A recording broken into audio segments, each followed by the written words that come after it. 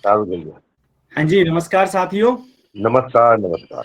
नमस्ते सर जी। मैं आपका दोस्त, आपका साथी Sushil Kumar, advocate, Delhi high court. जैसा आप सभी जानते हैं, ये बात हम रोज बोलते हैं आपको, और आप सभी साथियों को याद भी होगा। देखिए, आप सभी जानते हैं कि आज जो हमारे एचआरपीसी के जो टॉपिक है, उसके अंदर इस हफ्ते हम जो डिस्कशन कर रहे हैं वो right to equality as per the constitution discuss किया जा रहा है। और इसी को आगे बढ़ाते हुए हम आर्टिकल 16 की तरफ जाते हैं। और आर्टिकल 16 ये कहता है कि equality of opportunity in matter of public employment, मतलब कि कोई भी जो पब्लिक एम्प्लॉयमेंट है, चाहे गवर्नमेंट का हो, चाहे सरकारी हो, सॉरी गवर्नमेंट का हो, प्राइवेट सेक्टर हो, किसी भी ऐसे सेक्टर के अंदर जहां पर आप कोई नौकरी पाना चाहते हैं, वहां पर कोई भी आपको रोक नहीं सकता। किस आधार पर? जाति के आधार पर, आपके धर्म के आधार पर, आपकी कास्ट के आधार पर, आपके रहने के स्थान के आधार पर, आपके सेक्स के आधार पर, क्या आप आदमी हैं, औरत हैं, आपके प्लेस ऑफ बर्थ के आधार पर, क्या आप वहां पर पैदा हुए हैं या फिर आप इस जगह पर रह रहे हैं। तो इस तरीके से आपके ऊपर कोई भी रोक नहीं लगाई जा सकती। इसका जो अर्थ है, सिंपल और सीधे शब्दों में, संविधान ये कहता है हमारे मूल अधिकारों के द्वारा कि प्रत्येक व्यक्ति, प्रत्येक भारत का नागरिक यदि किसी भी नौकरी को पाने के लिए जाता है तो वहां उसके साथ इन आधारों पर कोई भी भेदभाव नहीं किया जा सकता। चलिए, ये तो नौकरी लगने वाली बात हो गई, नौकरी लगाने के लिए या एप्लीकेशन के लिए। इसके बाद बात आती है कि सपोज करो कोई व्यक्ति काम कर रहा है, इस आधार पर उसका प्रमोशन रोका जाना चाहिए कि वो फलानी कास्ट से बिलोंग करता है, फलानी जगह पर रहता है, फलाना सेक्स है, या फिर फलानी जगह पर पैदा हुआ है, या फिर कि वो उस रिलीजन, मतलब धर्म से संबंध रखता है। नहीं, तो ये हमारा कॉन्स्टिट्यूशन हमें राइट प्रोवाइड कराता है कि किसी भी नागरिक के जो मौलिक अधिकार हैं उनके अंतर्गत उसके साथ भेदभाव नहीं किया जाएगा जब वह नौकरी पाना चाहता होगा या फिर लेने के लिए कोशिश कर रहा होगा, या फिर नौकरी पाने के बाद वह किसी भी प्रमोशन, किसी डिपार्टमेंटल प्रमोशन, या फिर हम कहें कि उसको कोई बेनिफिट, इन सब जो मिलता है सर्विस में या डिपार्टमेंट में, तो उसको रोका नहीं जाएगा, उसको वह जरूर दिया जाएगा। और यदि ऐसा किया जाता है तो ये हमारे संविधान का उल्लंघन मानते हुए, हमारे मौलिक अधिकारों का उल्लंघन मानते हुए, डायरेक्ट बिफोर सुप्रीम कोर्ट और बिफोर हाई कोर्ट हम रिट याचिका के तहत आवाज उठा सकते हैं, अपनी पिटीशन फाइल कर सकते हैं, और कोर्ट उसको डिसाइड करेगा। चलिए, क्योंकि ये टॉपिक बहुत छोटा था तो एक तरीके से तो बहुत अच्छा ही है कि छोटे छोटे टॉपिक्स में अगर हमारे वेबिनार खत्म हो तो हमें जो हमारे मुद्दे हैं उनके ऊपर चर्चा करने का थोड़ा समय ज्यादा मिलेगा। तो अभी मैं सभी साथियों को आमंत्रित करता हूं कि आप सभी एक एक करके अपनी प्रॉब्लम्स डिस्कस करें, हम उनके ऊपर सॉल्यूशन देने की और सॉल्यूशन निकालने की भरपूर प्रयत्न करेंगे। जी, संजय पांड्या जी, बताएं श्रीमान। जय हिंद। जय हिंद। जय हिंद सर। 138 के लिए मुझे बात करनी थी।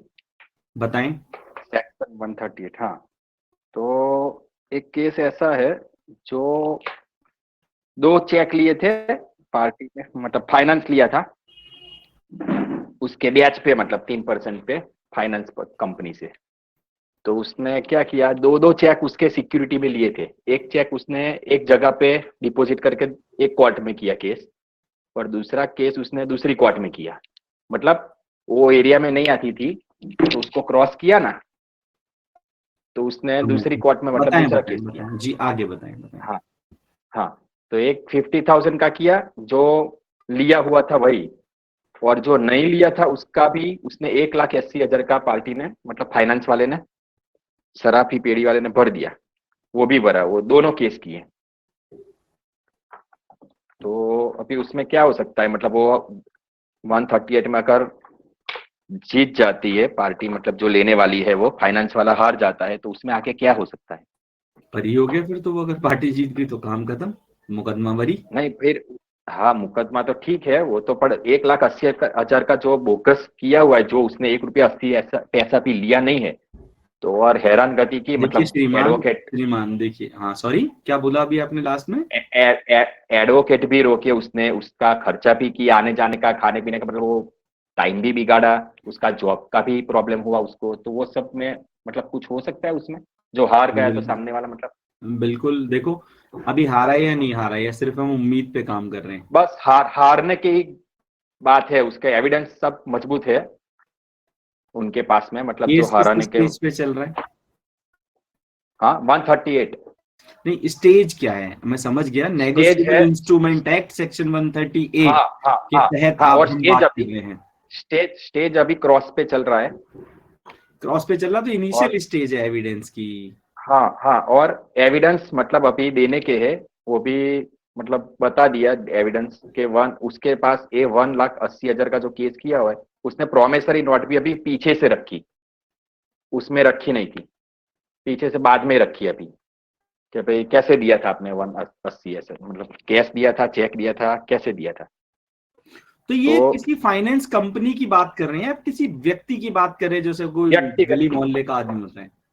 हाँ नहीं, फाइनेंस कंपनी है, मतलब फाइनेंस मतलब सराफी पीढ़ी, जिसके पास लाइसेंस है, श्रीजी फाइनेंस करके, उसके ठीक है, पास हाँ तो लाइसेंस है। कंपनी की बात हो गई श्रीजी फाइनेंस, ठीक है। हाँ हाँ हाँ। तो देखो श्रीमान, एक ना मेरे पास जजमेंट है, अभी मेरे को वर्बली तो याद नहीं है, ठीक है ना? हम्म हम्म उस जजमेंट में सुप्रीम कोर्ट ने ये डिसाइड किया है कि कोई भी व्यक्ति लायबिलिटी से ज्यादा पैसा नहीं मांग सकता।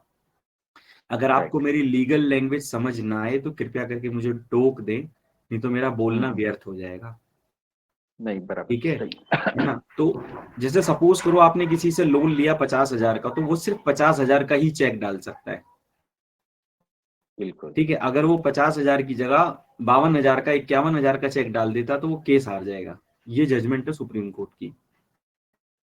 यदि किसी बराबर। व्यक्ति ने 50,000 का लोन लिया और उसने उस पे लोन पे ये लिखा कि भाई मैं 25%, मतलब सॉरी 10% के रेट ऑफ इंटरेस्ट पे ले रहा हूँ, सपोज करो उसका रेट ऑफ इंटरेस्ट मिला मिलू को उसके पैसे हो गए 70,000, और पार्टी ने चेक डाला 70,000 का, तो वो तो ठीक है।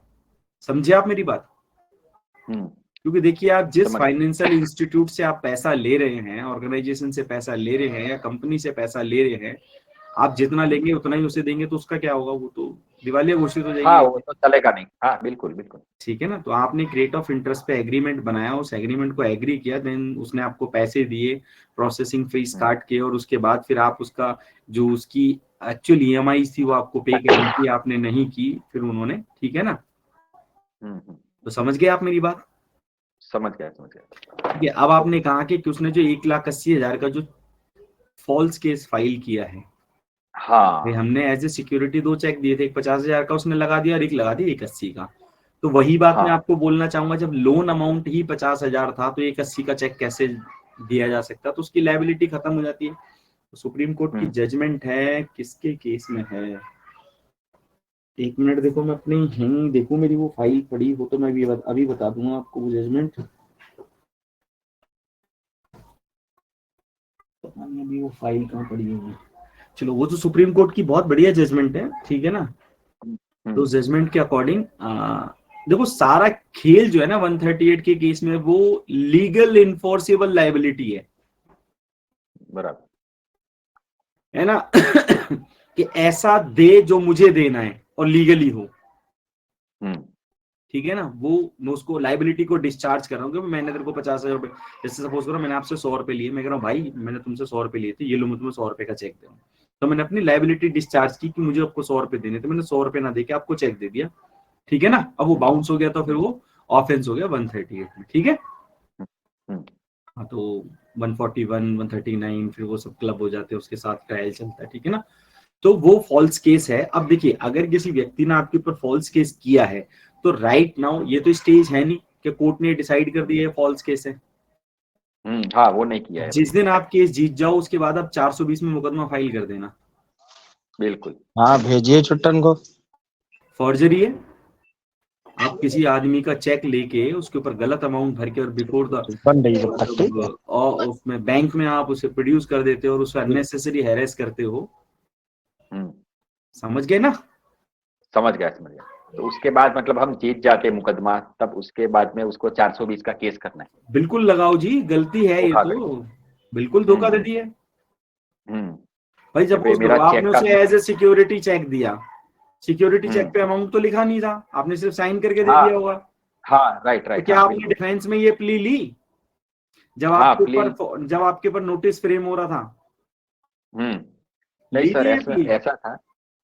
नोटिस का एक तो नेगेटिव पॉइंट क्या है कि नोटिस का जवाब मैंने एडवोकेट सर को बताया था। की बात नहीं कर रहा मैं, 138 के केस में ना चार्ज फ्रेम नहीं होते, नोटिस फ्रेम होता है जब पहली डेट पे आप कोर्ट में जाते हैं। उस टाइम आपसे ये पूछा जाता है कि आप ये बताओ कि ये चेक आपने दिया है नहीं दिया है, रिगार्डिंग कोर्ट क्वेश्चन करती है। और फिर आप 141 की एप्लीकेशन लगाते हो कि मुझे ये राइट दिया जाए कि मैं कंप्लेनेंट को क्रॉस करूं।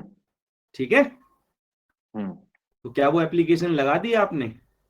ना, वो नहीं लगा है यहाँ पे। मतलब मुझे नहीं बताया था सर, मुझे तो वही बताया कि आपको गुनाह कबूल है या नहीं है। मैंने कहा नहीं है सर, गुनाह कबूल, बस इतना ही आपका ही केस है, आपका ही केस है। हाँ मेरा साहब लड़ रहे हैं, आप लड़ रहे हो? नहीं, वकील साहब लड़ रहे हैं यहाँ पे। तो उन्होंने लगा दी होगी फिर 141 की एप्लीकेशन, वो आपके नॉलेज में नहीं होगी, कोई बात नहीं। क्योंकि उनको प्रोसेस पता होगा, हम ये उम्मीद करते हैं, है ना? तो कोई परेशानी नहीं है, आप उसको अच्छे से लड़ो। उसके बाद 420 का केस फाइल कर देना कंपनी के खिलाफ विद कंपनसेशन। ठीक है ना? कंपोजिशन नहीं, कंपोजिशन नहीं, कंपनसेशन। मतलब कंपनसेशन मतलब हर्जाना जिसे कहते हैं। ठीक है ना? ठीक है जी। हमारे किसी और साथी का कोई सवाल?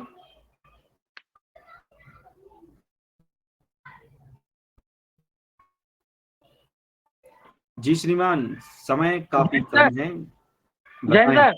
जय हिंद मिस्टर दिनकर जी। अरे सर, सब आसे वाले सर आपका।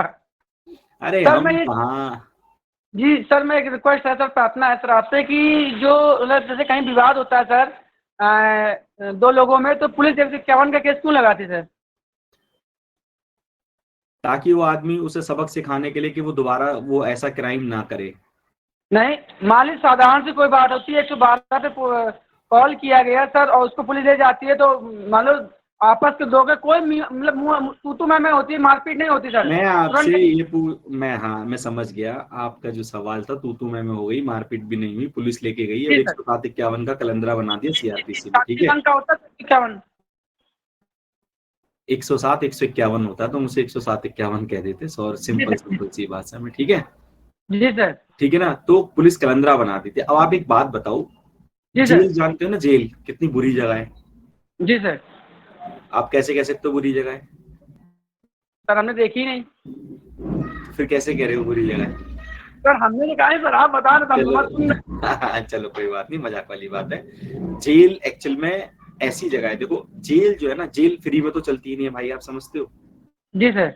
अब जेल में ऑलरेडी इतने सारे मुजरिम हैं, इतना क्राइम हो रहा है हिंदुस्तान में, तो जेल ऑलरेडी ओवर क्राउडेड है। मतलब सपोज करो जेल के अंदर 400 आदमी होने चाहिए, उनकी कैपेसिटी 400 की भरा हुआ 800 आदमी या 1000 आदमी, 2000 आदमी, समझे? जी सर। तो अब तुम क्या ये चाहते हो कि पुलिस वाला तुम्हें उठाए, अरेस्ट बनाए, फिर तुम्हें जेल भेज दे, तुम पे मुकदमा रजिस्टर करे? नहीं ना। तो पैटी ऑफेंसेस होते हैं ना, इसको हम पैटी ऑफेंसेस कहते हैं। यहाँ पर पुलिस वाला सबक सिखाने के लिए, इसका जो ट्रायल चलता है बेसिकली वो एससीएम कोर्ट में चलता है, स्पेशल एग्जीक्यूटिव मजिस्ट्रेट, जो कि एसीपी रैंक का ऑफिसर होता है। जी सर। हाँ मत करना, अगर कोई बात समझ आए तो पूछ लेना। ठीक है? नहीं सर, मैं ये कहने मैं समझ में नहीं आया, इसलिए मैं कह रहा हूँ कि कोई भी विवाद से तू मैं हुआ और एसओसी वहाँ का थाना प्रभारी बोलता है कि उसके 151 केस में डाल दो। सही करा, बिल्कुल सही करा उसने। तुम दोबारा गाली ना दो, इसलिए सही करा जी। किसी को गाली देना गलत बात है या नहीं है?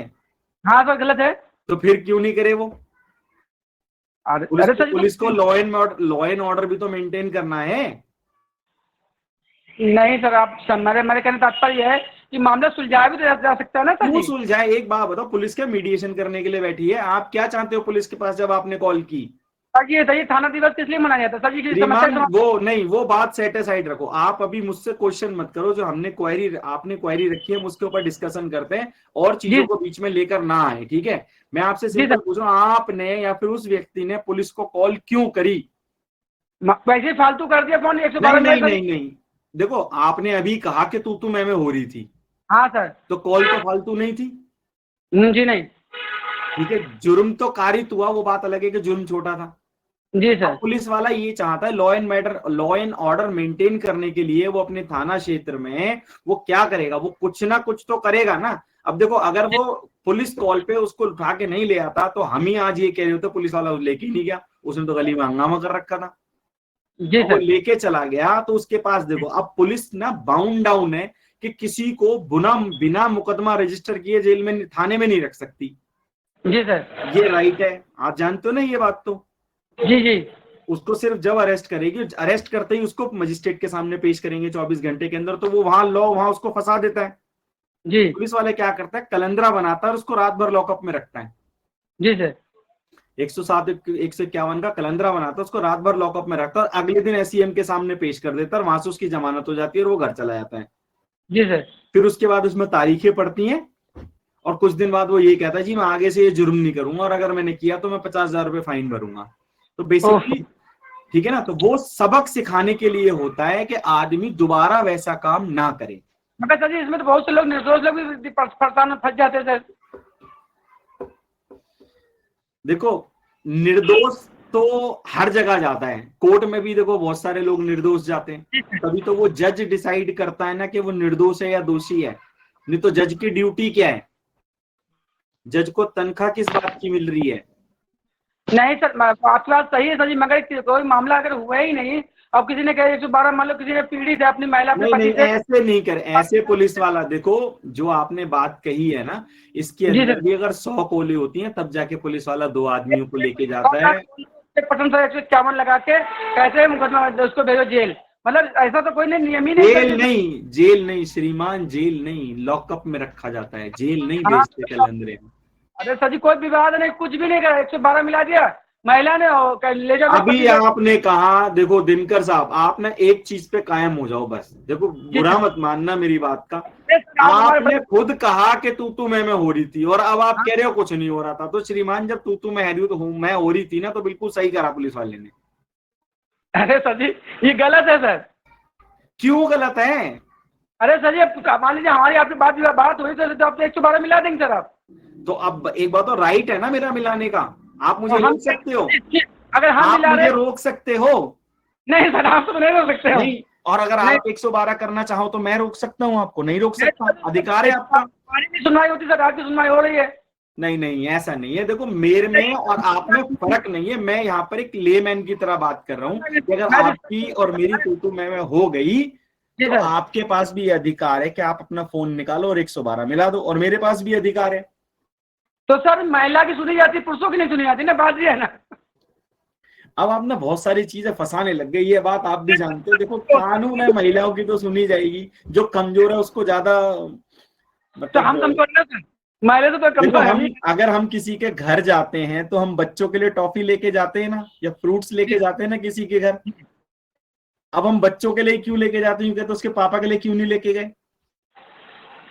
सर ये बात है, क्योंकि बच्चे को हम छोटा मानते हैं, ठीक है, वो खुश हो जाएगा। या फिर हॉस्पिटल में एक बड़ा आदमी बीमार होता है तो हम क्यों लेके जाते हैं, पता है यार इसको इस चीज की जरूरत है। परेशान करते हैं ना पापा माँ बाप को। सॉरी सर, कुछ बच्चे शरारती होते हैं, शरारत करते हैं, माँ बाप को परेशान करने के लिए कुछ शरारत भी तो करते हैं।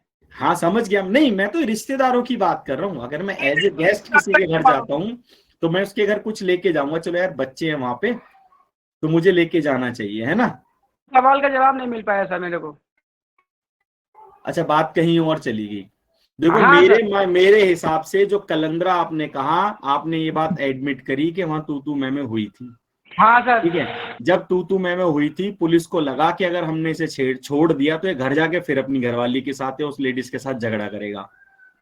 अब पुलिस के पास ये कानून नहीं था, ये पावर नहीं थी कि उसको बिना कोई मुकदमा रजिस्टर करे थाने में रख सके। जी सर। इसलिए पुलिस ने उसका 107 151 का कैलेंडरा बनाया और उसे रात भर लॉकअप में रखा। अगले दिन मजिस्ट्रेट साहब के सामने पेश करा और तब उसे घर भेजा, जब तक उसको ये समझ आ चुका था कि मेरे को अब घर जाके अपनी घरवाली से या उस औरत से नहीं लड़ना है। अगर सर जी कुछ महिलाएं बहुत परेशान करती हैं कि ऐसा होता है सर जी कि पति को जबरदस्ती 112 लगा के भेज देती तो है। फिर मैं बताता हूँ ना, फिर उसके लिए आप कंप्लेंट करो 112। भाई सिर्फ औरत के लिए थोड़ी, तुम्हारे लिए भी तो है। नहीं सुनते सर, वो महिला पुलिस बोल रही है कि हम केवल महिलाओं की सुनते हैं, पुरुषों की सुनते ही नहीं हम। वो तो फिर उसने 1091 मिलाया होगा, वो सुनते हैं, महिलाओं की तो खाली।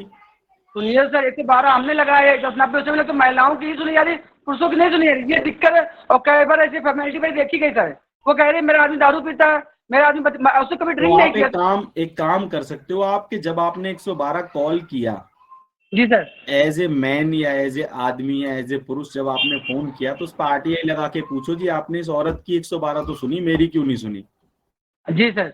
और मेरी जो कंप्लेंट थी या मेरी जो कॉल थी उसके ऊपर क्या एक्शन लिया गया। सर जी कुछ सुनवाई नहीं होती है, वो तो औरतों को सुनती है, कहते वो महिला ही सुनेगी, कहते तो मतलब पुरुषों की सुनवाई नहीं ये होती तो ना। देखो, ये तो भेदभाव है उनका, और आप उनको बताया करो। मैं कहना चाहता ये हूँ, आप उनको बताओ, आप अपना आई कार्ड दिखाओ, अगर आप कैरी करते हो तो उनको बताओ कि देखो जी मैं इस संस्था से बिलोंग करता हूँ और मैं अपने अधिकार के बारे में जानता हूँ। ये अभी आप अपने इस आधार पे देखो, अभी मैं कॉन्स्टिट्यूशन पढ़ा रहा था आप लोगों को, मैंने आपको कहा राइट टू इक्वलिटी हर एक किसी भी व्यक्ति का उसके जाति, धर्म या लिंग के आधार पे उसके साथ भेदभाव नहीं किया जाएगा। तो मैडम को बताना, कहना आगे से, कहना मैडम राइट टू इक्वलिटी जो है। कुछ नहीं समझ में आता सर जी, कुछ नहीं, पैसे दिए बस काम हो गया, डंडे खाओ लेडीज ने पैसे दिए जी सर, 10,000 तो रुपए। आप उसकी कंप्लेंट कर दो उसके सीनियर अधिकारी को, जी उसने ऐसा किया और ये सुनते नहीं है, हमारी सस्पेंशन हो जाएगा उनका। तो और लोग बैठे हुए हैं सुनने के लिए, कभी तो डिसीजन होता रहेगा। एंटी करप्शन वालों को फोन करो। नहीं ऐसी बात नहीं है, समझो, देखो अगर आप पीड़ित हो तो ये आपका अधिकार है कि आप आवाज उठाओगे।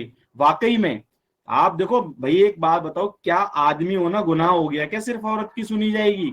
सर जी देखिए लंबा बिल्कुल ऐसा नहीं होना चाहिए। नहीं बिल्कुल, देखो जी बात डिस्कशन, मिस्टर दिनकर मैं बात आपकी मान गया, लेकिन डिस्कशन लंबा चलने वाली यहाँ बात नहीं है। देखिए आपके ऊपर, मैं आपको अभी फिर से बता रहा हूँ, संविधान आपको ये अधिकार देता है कि आपको लिंग के आधार पे आपके साथ कोई भेदभाव नहीं किया जाएगा।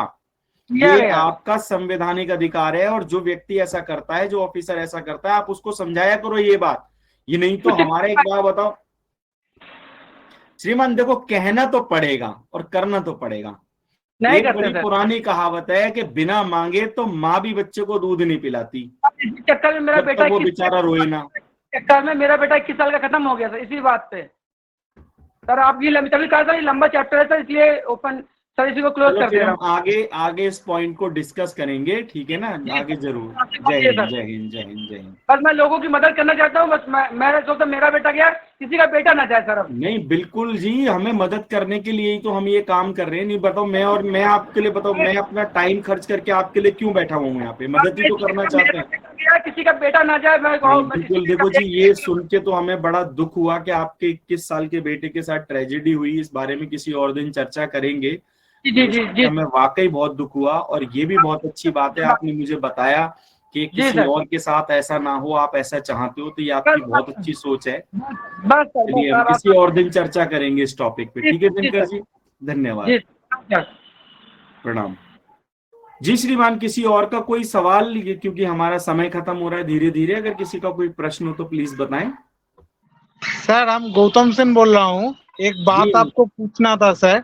वो सर थाने में आदमी को लेके जाके वो 300 रुपया ले लेता है, लेके बोलता है तुम्हारा जामीन हो गया। ऐसा थानेदार की 300 रुपया लेके कोई जामीन करा सकता है सर? इस बात में हमको जानना है सर। सेन साहब आप एक बात बताओ कि अभी जो तुम्हारा NHRCCB का जो वेबिनार होता है उसके अंदर भी आप ही थे क्या?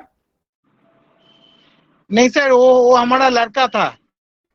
अच्छा, तो मतलब आप एक जगह आपके बेटे साहब आते हैं, एक जगह आप बताते हैं। आवाज मुझे एक जैसी लगी इसलिए मैंने पूछा आपसे। चलो कोई बात नहीं। जामीन का मतलब क्या था आपका, जो आप कह रहे हो 300 रुपए लेके जामीन कर दिया गया? जामीन मतलब सर 300 मैंने थाने में वो सर कहाँ किसी से तू लेके जाते और थाने में जाके 300 रुपया दे दो और खाते में सर नाम ठिकाना एड्रेस लिख के तुम चले जाओ, तुम्हारा जामीन हो गया। एक ही सर ठीक बात है सर? क्या एक ही कोई कर और सकता है मेरा थाने वाले? साथी नहीं, क्या कोई और मेरा साथी मुझे ये बताएगा ये जो हमारे मिस्टर सेन साहब कह रहे हैं जामीन का क्या मतलब है? मैं एक्चुअली जामीन नहीं समझ पा रहा। सर जामीन का मतलब वो जो कोर्ट से रिहा करता है ना, वो थाने से 300 रुपया लेके रिहा कर देता है और बेल उसको पर खाते में डिटेल्स अच्छा, लिख वो के पुलिस बेल जिसे हम कहते हैं। हाँ हाँ पुलिस पूरा बेल। पुलिस हाँ, थाने से हाँ, तो श्रीमान उसके लिए नमस्कार जी। पैसा तो जी नमस्कार, उसके लिए तो कोई पैसा नहीं लगता। हाँ, जमानती की जरूरत पड़ती है और जमानती को ये शो करना होता है जितने का वो बेल बॉन्ड भरवाएगा पुलिस वाला, अगर 5,000 10,000 का, कि वो व्यक्ति उसका मालिक हो। पैसा तो नहीं ले सकता, वो तो एंटी करप्शन का मैटर हो गया। और थाने में वो पैसा नहीं ले सकते, थाने में वो जो पैसा लेता है वो करप्शन का है। मिस्टर सेन, थाना छोड़ो, थाने के बाहर भी नहीं ले सकता। ओके सर, देखो, ठीक है सर, कोई ये भी जानना है। ऐसी, देखो मैं आपको एक छोटी सी बात बताता हूँ, कोई भी ऐसी एक्टिविटी जो बिना लिखित के पैसा लिया जाता है वो जुर्म है, सीधा सीधा हिसाब है। ओके आप सर, समझ गए? अगर उसने, पुलिस वाले ने आपको 300 रुपए की पर्ची काट के दी है तो वो तो ट्रांजेक्शन वैलिड है, वो उसने गलत नहीं किया। नहीं सर, ठीक है, कोई लेकिन पैसे अगर नहीं उसने काटते। आपको पर्ची नहीं दी 300 रुपए की, तो इसका मतलब वो कानून का उल्लंघन कर रहा है, गलत कर रहा है। ओके सर, ठीक है सर। ठीक है हाँ जी, सेन साहब? नमस्कार जी। जी नमस्कार, बताएं। हाँ जी, मैं इसमें थोड़ा और ऐड करना चाहता हूँ। आपने जो बताया ना गौतम सेन जी को, उसमें कि उन्होंने आपने कहा कि कुछ एंटी करप्शन में ये जाती है डिटेल्स, तो मैं कहना चाहता हूँ कि इसके बारे में मैं भी जांच कर सकता हूँ क्योंकि मैं एंटी करप्शन से भी हूँ। हाँ बिल्कुल, आप श्रीमान कर सकते हो। मिस्टर सेन साहब, ये आप श्रीमान जी का नंबर लें, इनके साथ कांटेक्ट करें और फिर उनके खिलाफ कार्रवाई होगी बिल्कुल एंटी करप्शन डिपार्टमेंट से। तो आप, बहुत बढ़िया बात है। प्लीज मैं प्लीज anti-corruption आपका से हूँ। नंबर शेयर करेंगे तो बहुत अच्छा होगा। प्लीज आपका नंबर शेयर करेंगे तो बताएं। बहुत अच्छा होगा। हाँ जी, हमारा नंबर नोट कर लीजिए, ऐसा हो तो हम अभी बोल सकते हैं। हाँ नंबर, प्लीज नंबर बताइए। हमारा नंबर है 9408। आपकी वेस्ट बंगाल से है? वेस्ट बंगाल से आप? गुजरात से। ना, हम वेस्ट बंगाल से नहीं है, हम गुजरात से हैं, लेकिन हम ऑल ओवर इंडिया के लिए काम करते हैं। एंटी करप्शन से भी हैं और ह्यूमन राइट से भी हैं। ओके ओके, ठीक है, अपना नंबर बताइए, प्लीज नंबर बताइए। नंबर 940। बताइए। 940। ओके, बताइए सर।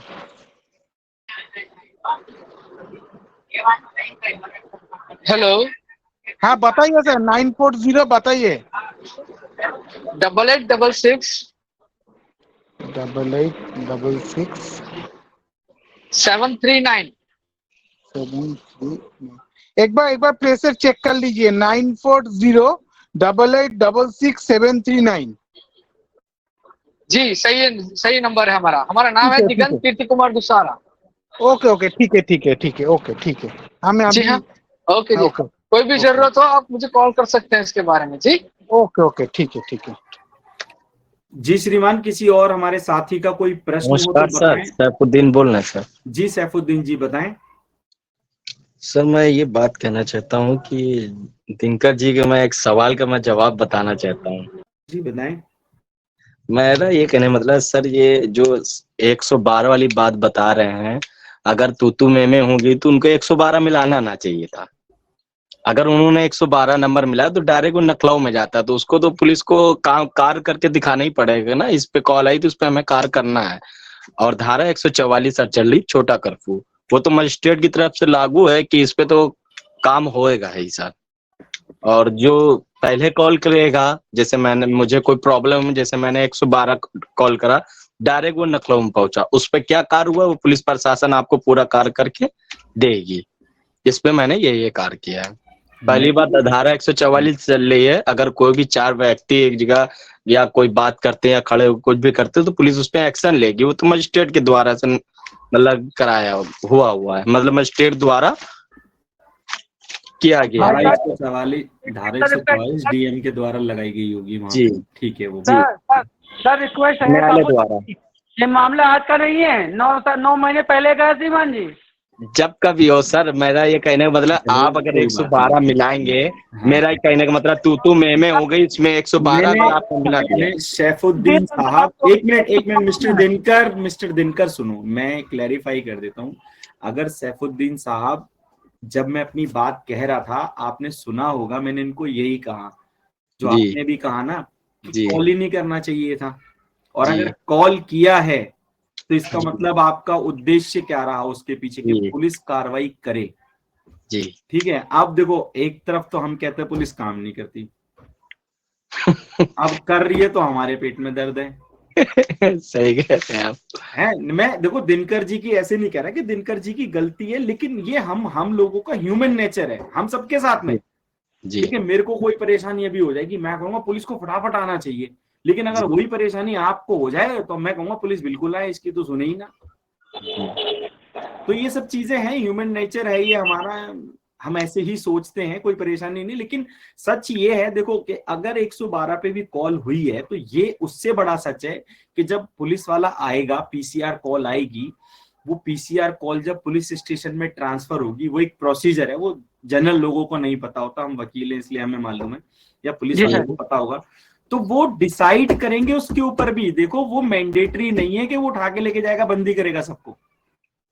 मैंने एक शब्द बोला था कि वो लॉ एंड ऑर्डर मेंटेन करने की कोशिश करेगा। उसे ये पता है कि झगड़ा मियाँ बीवी का था, मियाँ जी ने 2 दर दिए, बीवी जी ने 112 कॉल लगा दी या पड़ोसी ने कॉल लगा दी। अब उसको ये पता है अगर मैं इसे उठा के नहीं लेके गया रात को, तो अब ये जब वापस आएगा तो 2 के 20 मारेगा।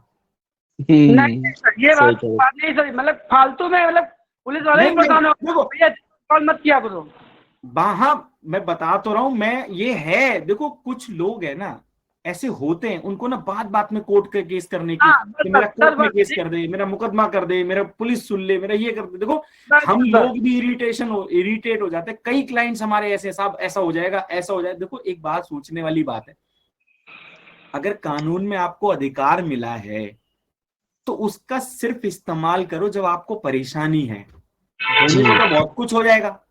जी सर। अब मैं देखो, मैं आर्ट्स से पढ़ा हुआ लड़का हूँ, मैं सोचूं मैं डॉक्टर बन जाऊंगा क्या? नहीं, ये मेरी गलती थी। जब मैं 10वीं में पढ़ रहा था, मुझे और मेहनत करनी चाहिए थी, साइंस साइड लेनी चाहिए थी। जी सर। है कि नहीं है? तो ये प्रॉब्लम है लोगों के साथ में। नहीं सर, कोई बात नहीं थी, तुरंत 112। अरे सर, पता नहीं क्या 112 में क्या रखा है। और मैं बता रहा हूँ, इनकी वाइफ की लग रहा है मुझे परेशान करती है। आपने कलंदरा बनवा दिया, आप कह रहे हो 112 में क्या रखा है। सर, मैं ये कहना चाहता हूँ, दिनकर जी की बात से हमें ऐसा लग रहा है इनकी वाइफ इनको डिस्टर्ब करती लग रहा है। नहीं, ऐसा कुछ नहीं है भाई, मैं पर्सनल कमेंट नहीं कर सकता, इसके लिए माफी। दिनकर जी कल को मेरी क्लास लगा देंगे। चलो, आज के लिए आप सभी साथियों से मैं इजाजत चाहूंगा। बहुत बहुत धन्यवाद आप सभी का चर्चा करने के लिए। जय हिंद। हम राइट टू इक्वलिटी के आगे के पार्ट पे अगले आर्टिकल के ऊपर चर्चा करेंगे और फिर अपने क्वेश्चन आंसर्स देखेंगे। ठीक है, जय हिंद, प्रणाम। बहुत बहुत धन्यवाद, प्रणाम, जय हिंद, गुड नाइट सभी के लिए।